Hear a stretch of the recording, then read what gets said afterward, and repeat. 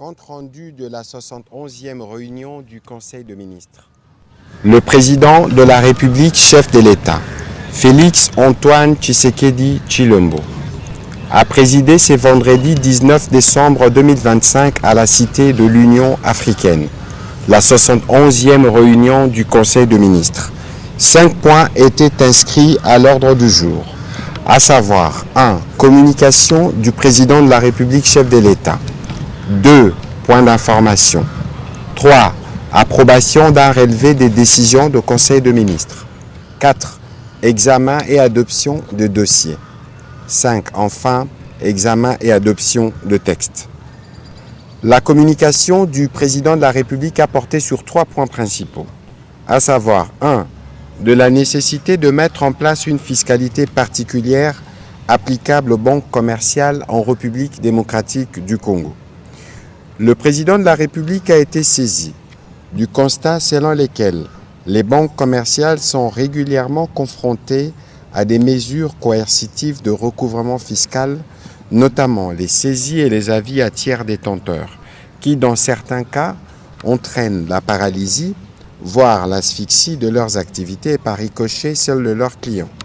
De telles situations, a-t-il rappelé, sont des natures à fragiliser les systèmes bancaires, à perturber la continuité des services financiers et par voie de conséquence à affecter l'ensemble de l'économie nationale.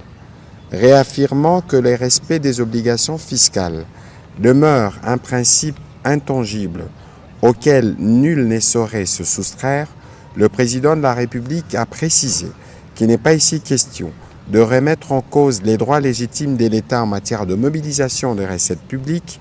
Néanmoins, il apparaît nécessaire d'explorer des mécanismes alternatifs et adaptés permettant d'assurer un recouvrement efficace des créances fiscales sans compromettre la stabilité et les fonctionnements normaux des établissements bancaires. Dans cette perspective, il a instruit le ministre des Finances, en étroite collaboration avec le gouverneur de la Banque centrale et les régies financières, tant au niveau national qu'au niveau provincial, de concevoir, d'harmoniser et de soumettre une fiscalité particulière, adaptée et différenciée, applicable aux banques commerciales tenant pleinement compte du caractère stratégique, systémique et structurant du secteur bancaire pour la stabilité financière, le financement de l'économie nationale et la confiance des agents économiques.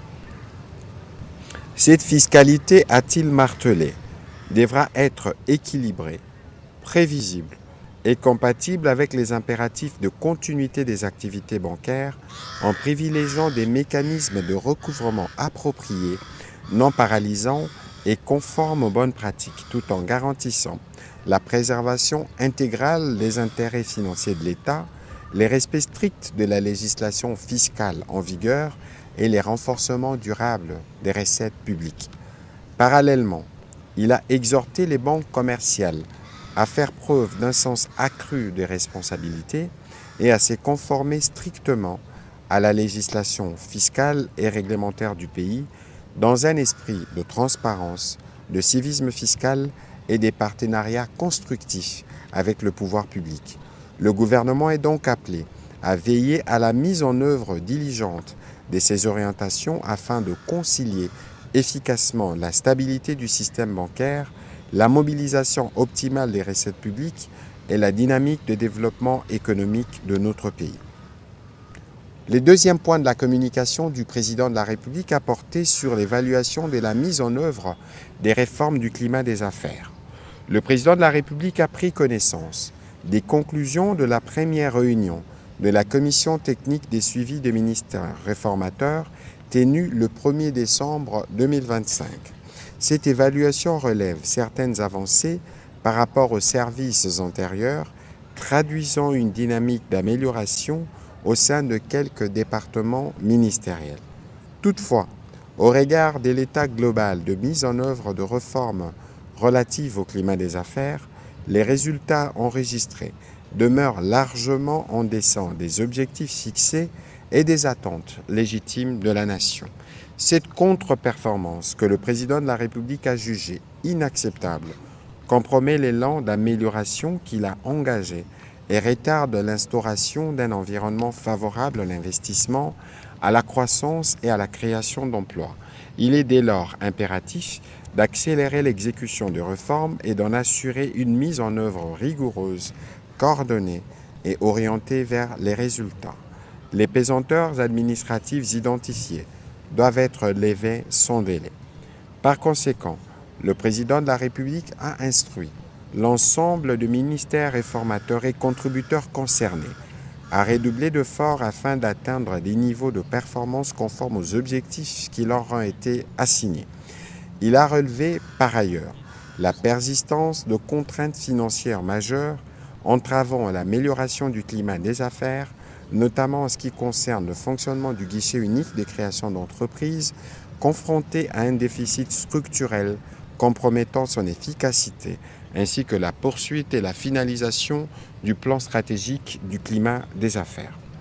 À cet effet, le président de la République a chargé la Première ministre, sous la supervision de laquelle ces dossiers devront être suivis avec le concours de son cabinet, de veiller à ce que les ministres d'État, ministres du Plan et de la coordination de l'aide au développement, en collaboration avec le vice-premier ministre, ministre du Budget, les ministres d'État, ministres de la Justice et garde-sceaux, ainsi que le ministre des Finances, apportent sans tarder des solutions concrètes et durables au dossier du guichet unique de création d'entreprises, du plan stratégique du climat des affaires, ainsi qu'à l'ensemble des contraintes financières affectant les ministères réformateurs, telles qu'identifiées dans la matrice des points d'attention issus du rapport d'évaluation. Il a rappelé que notre ambition demeure claire: instaurer un climat des affaires compétitif, prévisible et incitatif, condition indispensable à l'attraction des investissements directs étrangers, à la transformation structurelle de notre économie et au développement durable de la République démocratique du Congo. Le troisième point de la communication du président de la République a porté sur l'organisation de la première édition du Congrès international sur le climat des affaires en République démocratique du Congo. Le président de la République a été saisi par l'Organisation pour l'harmonisation en Afrique du droit des affaires OHADA en vue de la tenue de la première édition du Congrès international sur le climat des affaires en Afrique, prévu au troisième trimestre de l'année 2026 à Kinshasa sous le thème « Repenser le climat des affaires pour un investissement durable et responsable ». Parmi les résultats majeurs attendus des travaux de ces congrès figurent notamment la mise en place d'un observatoire du climat des affaires en Afrique, ainsi que la création d'un fonds d'amélioration du climat des affaires en Afrique destiné à accompagner durablement les réformes et à renforcer l'attractivité des économies africaines. Cet événement d'envergure continentale constitue une initiative structurante pour l'amélioration du climat des affaires en Afrique. Il s'inscrit pleinement dans la dynamique de transformation économique, de sécurité juridique et d'intégration normative que promeut l'OHADA. Pour la République démocratique du Congo, a-t-il indiqué, l'accueil de ces congrès représente à la fois un honneur et une marque de confiance, traduisant l'engagement croissant de notre pays en faveur de réformes destinées à instaurer un environnement des affaires attractif, sécurisé et compétitif. La tenue du SICAF à Kinshasa offre en outre une opportunité stratégique majeure de positionner notre pays comme une plateforme continentale de réflexion, de dialogue et de convergence en matière d'investissement durable et responsable tant à l'échelle régionale qu'internationale. À cet effet, le président de la République a informé le gouvernement de sa décision de mettre en place un comité institutionnel ad hoc sous la supervision de son cabinet chargé d'assurer la préparation, la coordination et la réussite de cet événement. Il a invité par conséquent l'ensemble du gouvernement à s'y impliquer pleinement tant sur les plans techniques, organisationnels que financiers afin de garantir le succès de cette initiative d'envergure stratégique. Par ailleurs, il a instruit le ministre de la Justice et garde des Sceaux ainsi que celui des Finances de veiller dans les meilleurs délais et sous la supervision de la Première ministre à la régularisation complète de la situation de la République démocratique du Congo vis-à-vis de l'OHADA, afin d'assurer la parfaite conformité de notre pays à ses engagements et de lui permettre d'accueillir ces congrès dans des conditions optimales. Dans la suite de la communication du président de la République, la première ministre chef du gouvernement a orienté son intervention avant tout sur la cohésion gouvernementale et l'engagement pour une République démocratique du Congo prospère. Alors que l'année s'achève, elle a tenu à s'adresser, au nom du gouvernement et en son nom propre, ses vœux de paix, de santé et de succès à son Excellence Monsieur le Président de la République chef de l'État, pour qui l'année 2025 aura été riche en défis et en initiatives. De même, ses vœux le meilleur ont été formulés à tous les membres du gouvernement, qu'elle a encouragé au passage à poursuivre avec ardeur et sens du patriotisme la mise en œuvre de réformes engagées et de projets qui portent notre nation vers un développement durable et inclusif. Sous la vision et le leadership du président de la République, nous avons ensemble œuvré au renforcement de la stabilité politique et sociale du pays, à la promotion de la bonne gouvernance et à l'amélioration des conditions de vie de nos concitoyens. Les efforts collectifs accomplis durant l'année 2025 témoignent de notre capacité à travailler avec discipline, responsabilité et unité en dépit d'un environnement perturbé par la crise sécuritaire dans l'est de notre pays. Cependant, il reste encore beaucoup à faire afin d'assurer entièrement le bien-être de la population congolaise, a déclaré la Première ministre. Elle a aussi saisi cette occasion pour rappeler que notre réussite dépend de notre cohésion et de notre engagement commun, tout en souhaitant que les leçons de l'année 2025 nous inspirent dans l'accomplissement de nos missions, afin d'anticiper les défis et à construire un Congo plus prospère, plus fort, plus uni. Une évaluation de l'action gouvernementale sera effectuée en début janvier 2006 et couvrira la période allant d'août à décembre 2025. Dans un second volet, la Première ministre a évoqué le dossier relatif à la paie des agents et fonctionnaires de l'État.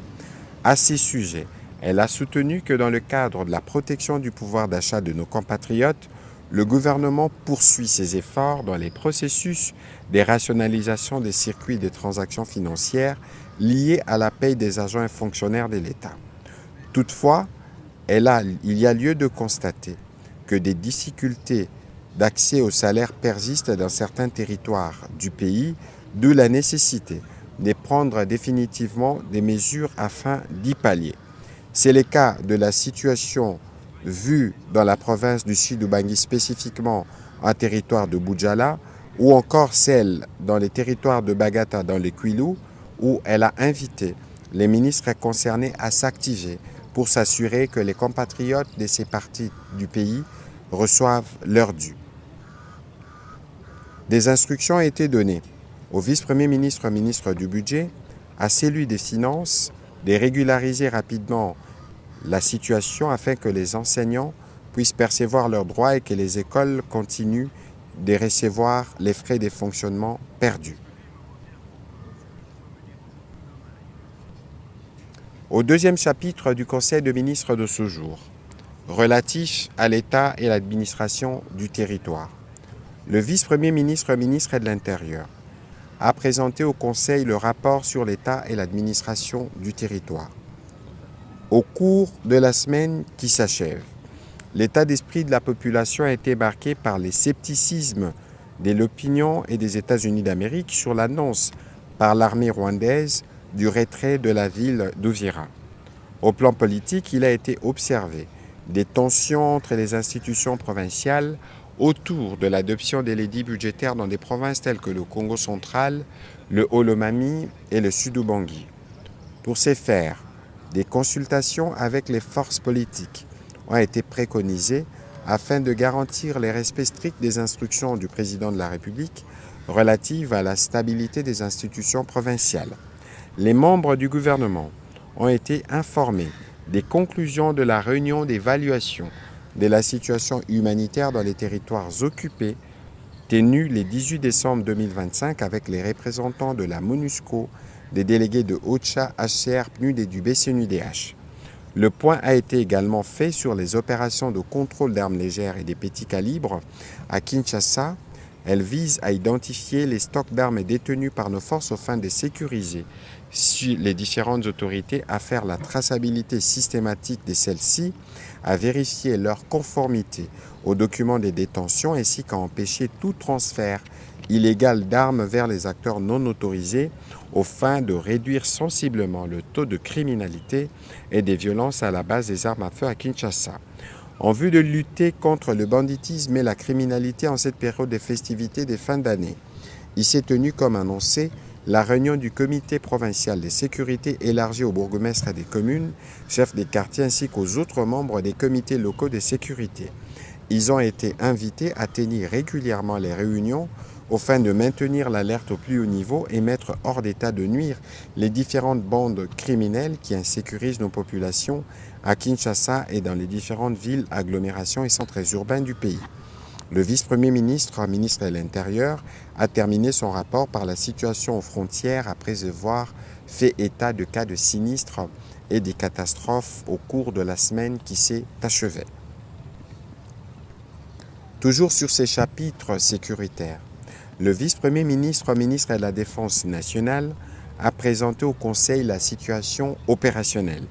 Dans la partie est du pays, la situation sécuritaire s'est dégradée à Uvira, dans le sud Kivu, suite à la présence de l'armée rwandaise et ses supplétifs qui ont accru la violence, entraînant plusieurs pertes en vies humaines.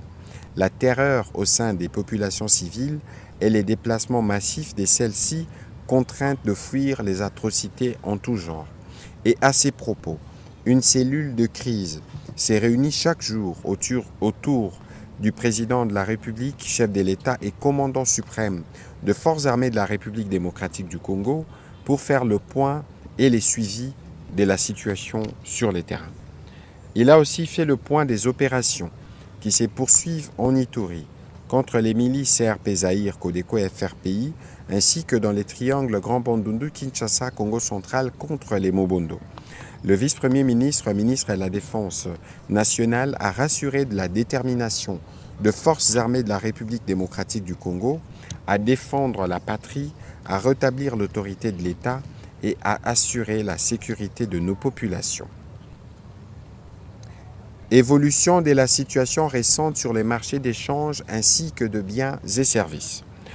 Le gouverneur de la Banque centrale du Congo, intervenant comme invité au Conseil, a passé en revue les développements de la situation de la conjoncture économique en République démocratique du Congo. En effet, la situation économique du pays est demeurée globalement stable avec les principaux indicateurs qui sont au vert, notamment l'inflation annuelle qui a oscillé autour de 2%, les taux du jour est autour de 2136 francs congolais les dollars américains et devrait rester stable.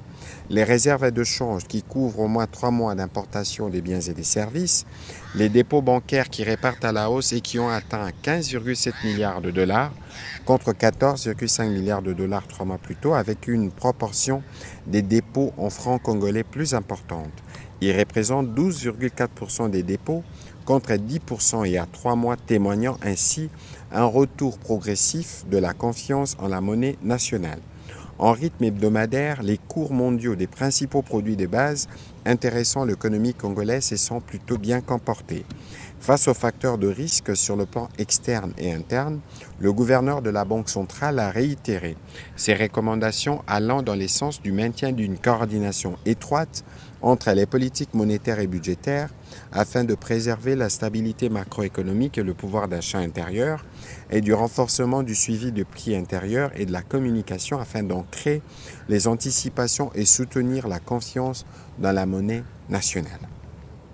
Au sujet de la situation épidémiologique, le ministre de la Santé, Hygiène et Prévoyance sociale a fait le point de la situation épidémiologique dans notre pays.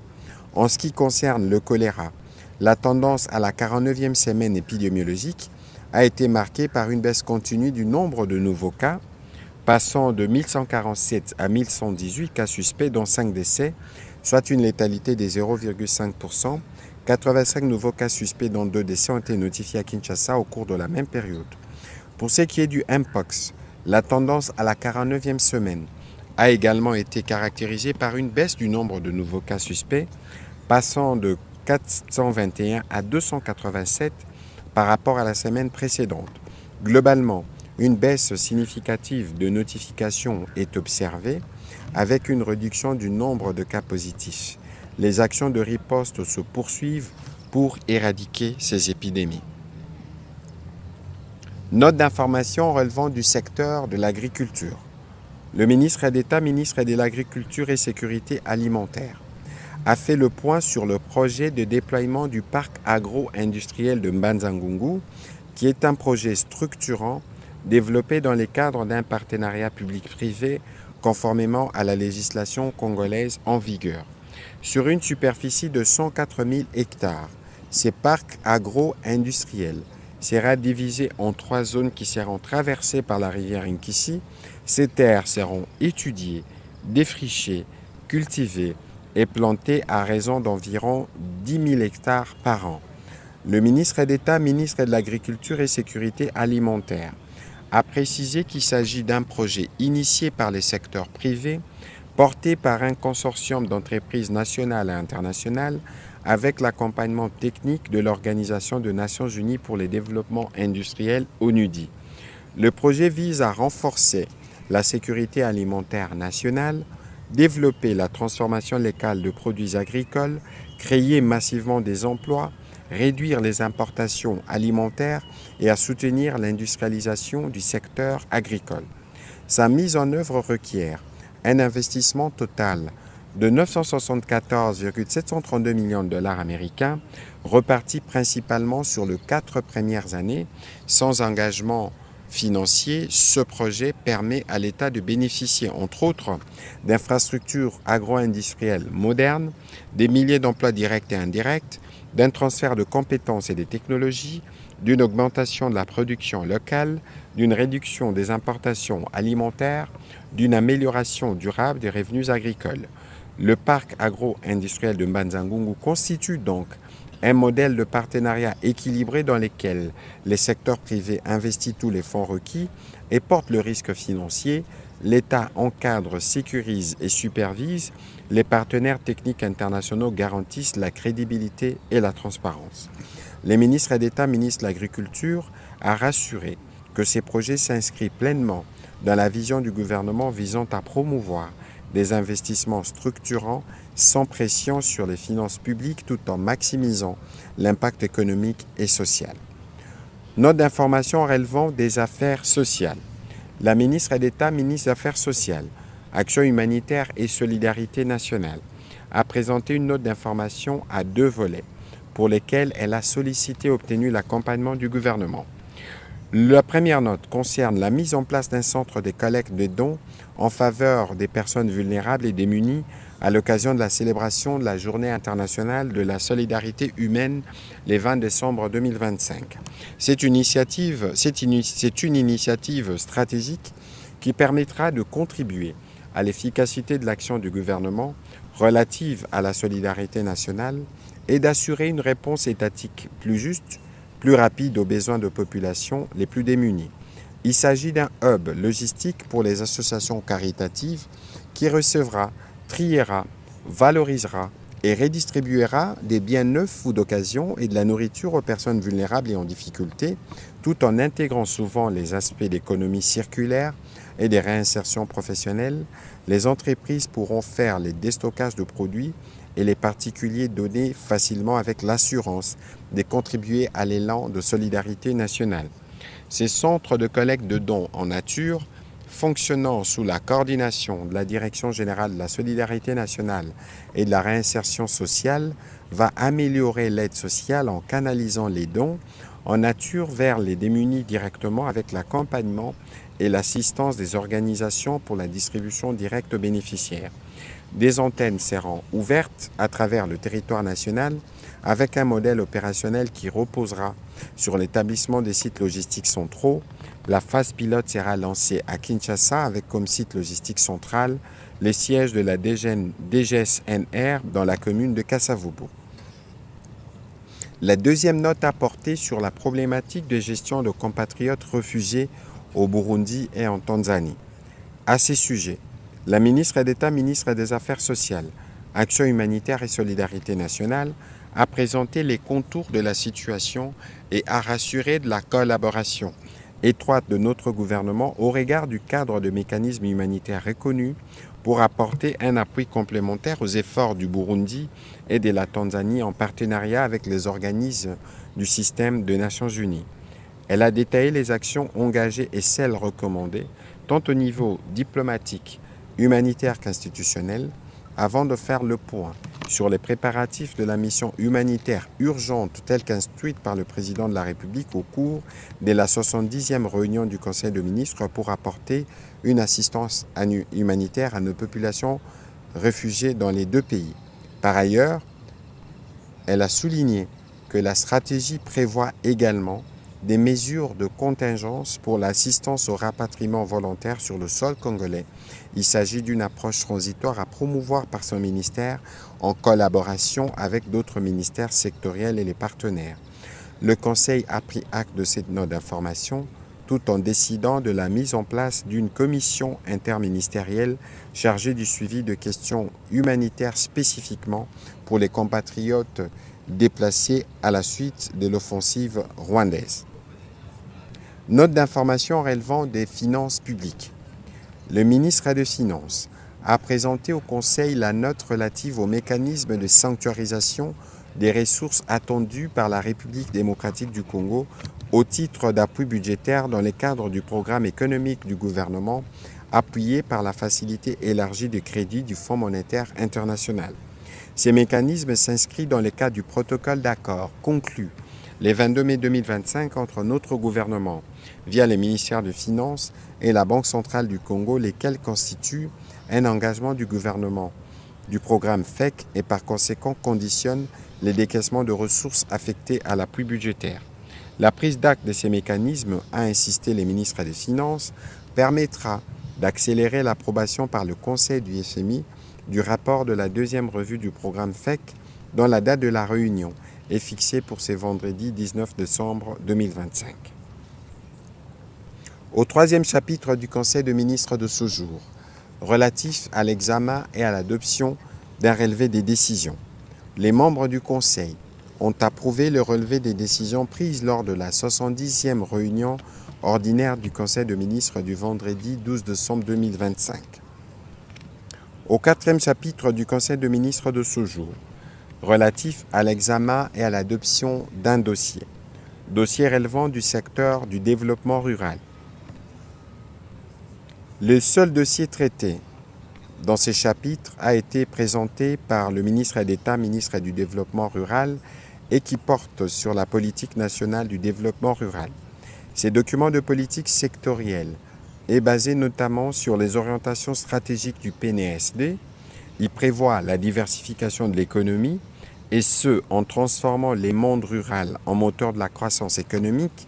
Sa mise en œuvre permettra de contribuer à l'amélioration de la gouvernance du secteur du développement rural, conformément aux textes légaux et réglementaires en vigueur, ainsi qu'aux normes internationales ratifiées par notre pays.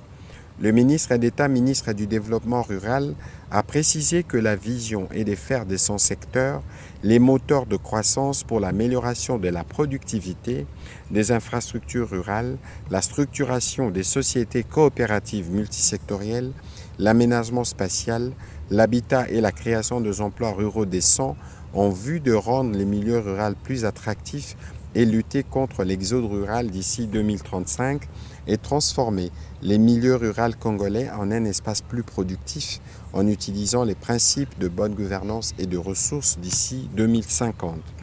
Après débat et délibération, ce dossier a été adopté.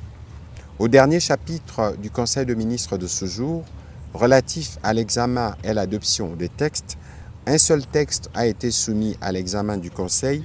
Il s'agit du projet de décret relevant du secteur de l'urbanisme et de l'habitat. Le ministre d'État, ministre de l'Urbanisme et de l'Habitat, a soumis à l'examen et à l'approbation du Conseil le projet de décret modifiant et complétant les décrets numéro 23/35 du 10 octobre 2023 portant création, organisation et fonctionnement du comité stratégique pour la supervision du projet d'extension de la ville de Kinshasa.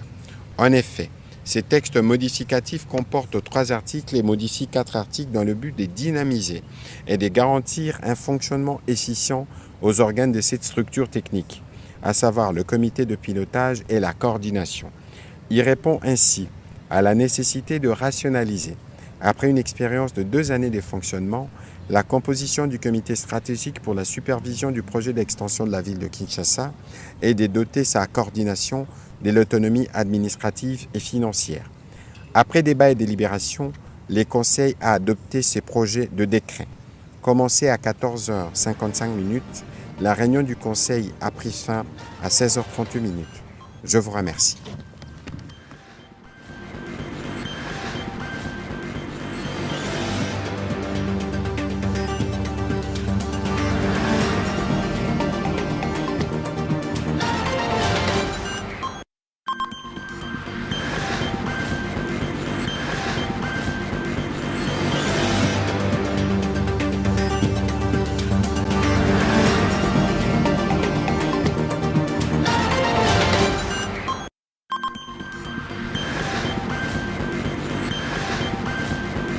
Qui a un téléphone? Vous avez tous des téléphones. Prenez-en soin.